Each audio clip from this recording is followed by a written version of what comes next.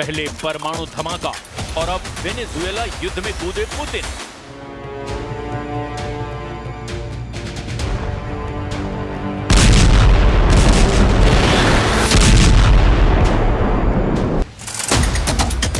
Trump के किले में घुसकर रूस लेने लगा यूक्रेन युद्ध का हिस्सा।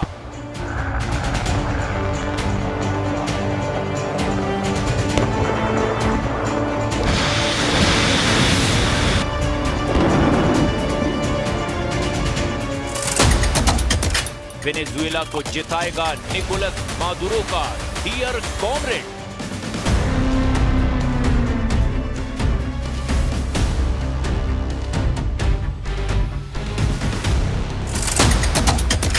पुतिन का लाल नक्शा, धरती पर बचेगा सिर्फ एक अमेरिका।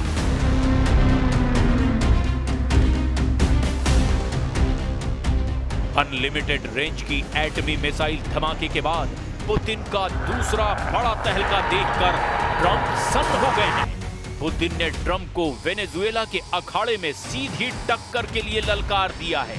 रूस के मिलिट्री प्लान की वेनेजुएला में लैंडिंग हो गई है।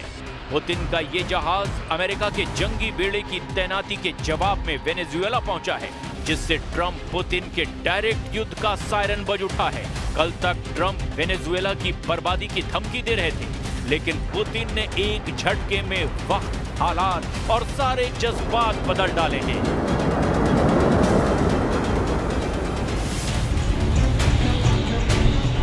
वेनेजुएला में ट्रंप युद्ध का सारा इंतजाम कर चुके हैं। अमेरिका ने भारी सैन्य तैनाती कर रखी है। अमेरिका का एटमी जंगी बेड़ा कैरेबियन सागर में मचल रहा है। सुपर पावर की न्यूक्लियर सबमरीन एक्शन मोड में है। निकोलस मादुरो को अमेरिका की भारी हथियार तैनाती ने डरा दिया था, मगर अब पुतिन से मिले साथ से निकोलस मादुरो गरजने लगे हैं। मादुरो ने ट्रंप को चेतावनी दी है कि वो युद्ध की गलती भूल कर भी ना करें। पुतिन ने मादुरो के पास कोई मामूली प्लेन नहीं भेजा। रूस का ये मिलिट्री प्लेन सीधे सीधे प्रेसिडेंट ट्रंप को चैलेंज है। मिलिट्री प्लेन की पूरी डिटेल आगे जानेंगे। उससे पहले जानिए कि ट्रंप का वॉर प्लान आखिर क्या है। क्यों वेनेजुएला को बचाने के लिए पुतिन को लैटिन अमेरिका वॉर जोन में कूदना पड़ा है।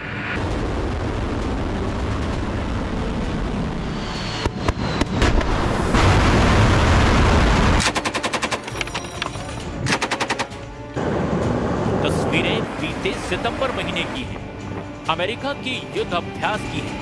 ये वॉर रिहर्सल कैरेबियन सागर और प्लूटो रिको में की गई थी।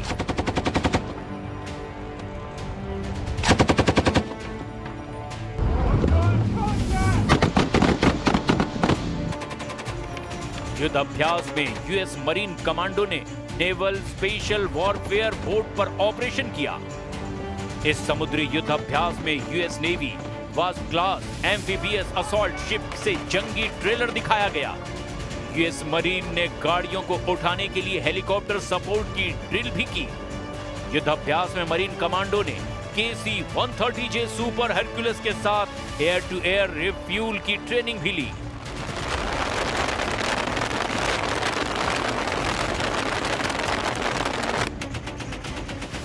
मतलब ये कि ट्रंप ने समुद्री अखाड़े में 2 महीने पहले ही युद्ध की तैयारी शुरू कर ली थी।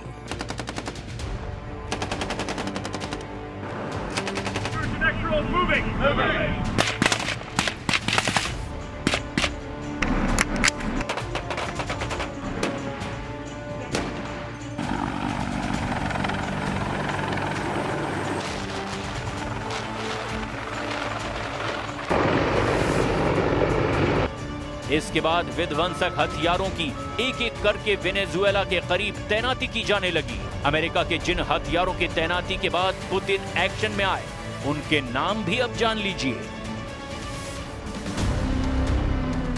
पुतिन के लिए अमेरिका का जंगी बेड़ा यूएसएस गेराल्ड आर फोर्ड सबसे बड़ी टेंशन बना। उसके साथ guided missile destroyer F-35 fighter jet और अमेरिका न्यूक्लियर सबमरीन ने रूस को लैटिन फ्रंट पर जाने पर मजबूर कर दिया। 2 दिन पहले अमेरिकी नेवी के डिस्ट्रॉयर USS ग्रेवली को वेनेजुएला के करीब देखा गया। बाद में इसकी तैनाती त्रिनिदाद और टोबैगो में की गई। अमेरिका ने मिसाइल विध्वंसक यूएसएस ग्रेवली को कैरेबियाई देश त्रिनिदाद और टोबैगो में युद्ध अभ्यास के बहाने तैनात किया। 30 अक्टूबर तक ग्रेवली की मौजूदगी त्रिनिदाद और टोबैगो में रहने वाली है। त्रिनिदाद और टोबैगो ट्रंप के ड्रग कार्टेल के खिलाफ सैन्य अभियान में बराबर का साझेदार है। निकोलस मादुरो से त्रिनिदाद के और भी कई विरोध के कारण हैं, जिसकी वजह से अमेरिका ने हथियारों की तैनाती की और हाल के दिनों में कैरेबियन सागर में भयानक हमले भी किए हैं। बीते कुछ दिनों में अमेरिका ने 10 हवाई हमलों में 38 से ज्यादा लोगों को मौत के घाट उतार दिया। अमेरिका ने मारे गए सभी लोगों को ड्रग तस्कर बताया। बात इतनी भर नहीं, अमेरिका ने CIA एजेंट से वेनेजुएला के अंदर बड़े ऑपरेशन अंजाम देने शुरू कर दिए।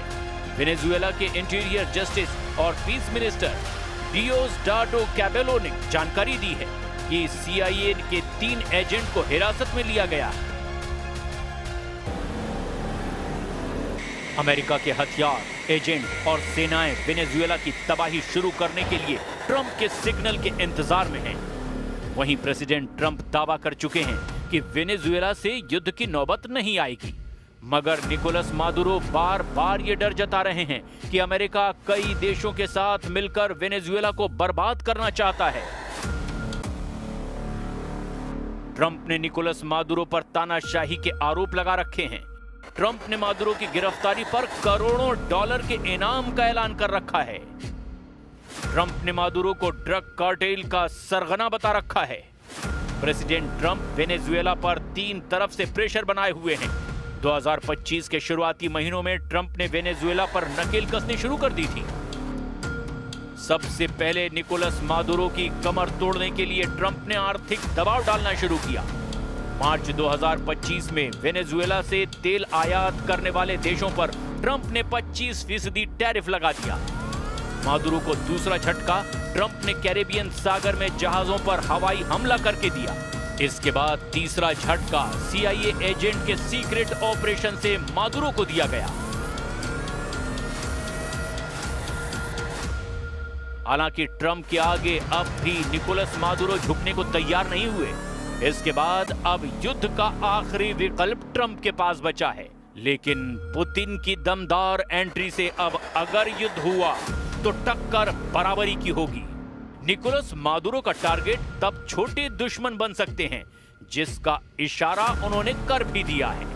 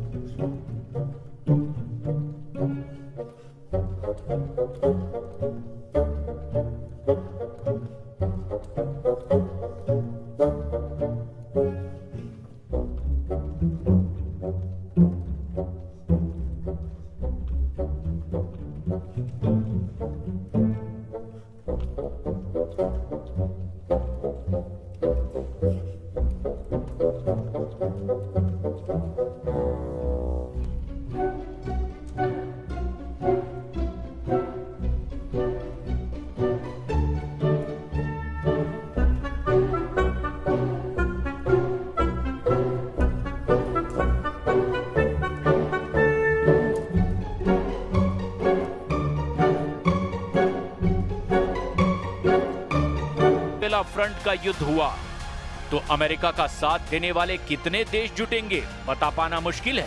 इसकी सबसे बड़ी वजह पुतिन का यूरोप और नेटो देशों को टारगेट पर लेना है। पुतिन ने यूरोपीय महाशक्तियों की टेंशन कितनी बढ़ा रखी है, इसे क्रेमलिन प्रवक्ता के बयान से समझा जा सकता है। अमेरिका के यूरोप के मददगार पुतिन के निशाने पर हैं। यूक्रेन को लंबी दूरी तक मार करने वाले हथियार देने वाले जितने भी देश हैं वही अमेरिका और नेटो के सदस्य हैं। अगर ये देश वेनेजुएला युद्ध में आए तो रूस अगले ही दिन इन्हें तबाह करना शुरू कर सकता है।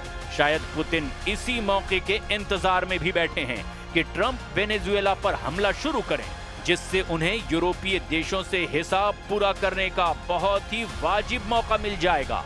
वैसे भी पुतिन ने अमेरिका के साथ प्लूटोनियम डील रद्द कर दी है, जिससे उन्हें एटमी हथियारों में इजाफा करने में अब कोई अड़चन नहीं है। पुतिन जानते हैं कि अगले युद्ध का नतीजा परमाणु हथियारों से होगा। खासकर अमेरिका से युद्ध में जीत सिर्फ एटमी हथियारों से ही मुमकिन है। पुतिन के पास फिलहाल दुनिया में सबसे ज्यादा एटम बम हैं, लेकिन एटम बम रखने और उसके इस्तेमाल का फर्क भी पुतिन जानते हैं, क्योंकि दुनिया में एटमी धमाके का जिगर सिर्फ सुपर पावर अमेरिका के पास है।